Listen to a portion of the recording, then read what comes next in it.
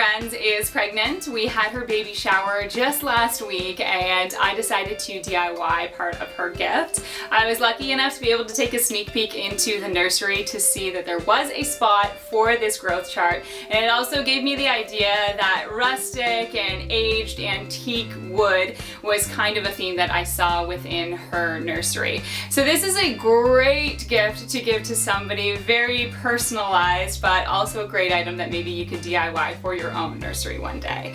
Let me show you how I put it together. So first you will need a board. Mine was 8 inches by 6 feet. In addition to that, some sandpaper, scissors, paintbrushes, some Sharpie markers or ruler, stenciling, paint, and also some soft wax. It was dark soft wax that I used for my letters and for the aging portion. So I printed off the name first on some paper, and then I'm just cutting out those letters. So once I did that, I took my board and I sanded it down just to make sure it was all smooth before I painted it.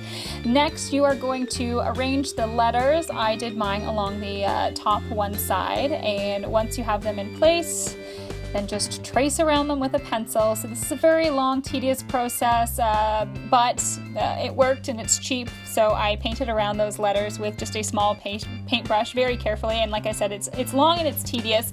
The other option would be to get some vinyl printout letters. It's a little bit more costly, but that way you can just stick them on and then you can paint over top of it all at once and unpeel the letters to be revealed with still the wood underneath. So now I'm applying this dark soft wax with a toothbrush. To be honest, I've never done this before. I thought it was a good tool to use. And as I was smoothing it in, it kind of applies like a paste. Then I went back with some paper towel and kind of blended it in. This will become kind of tacky if you allow it to dry. So I did go back after that with the toothbrush and kind of gave it some texture and some grainy effect.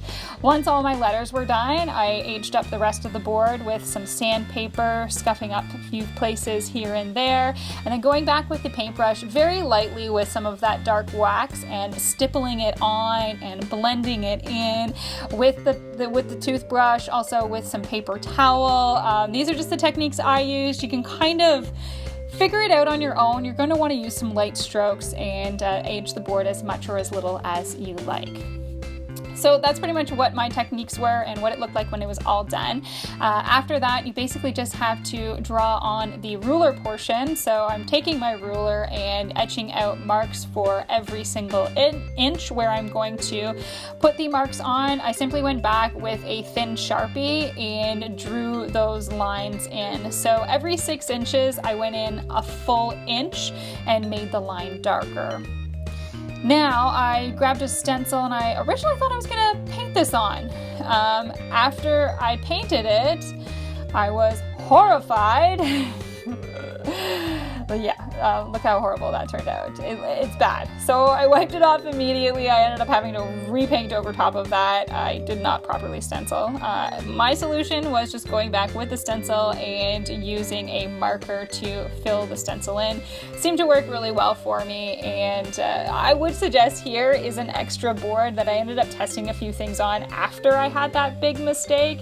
I would do that, or you can also do it on the back of your board so you don't have any big mistakes like me. My final step is just to finish off the edges by tracing out all of those letters with a black Sharpie.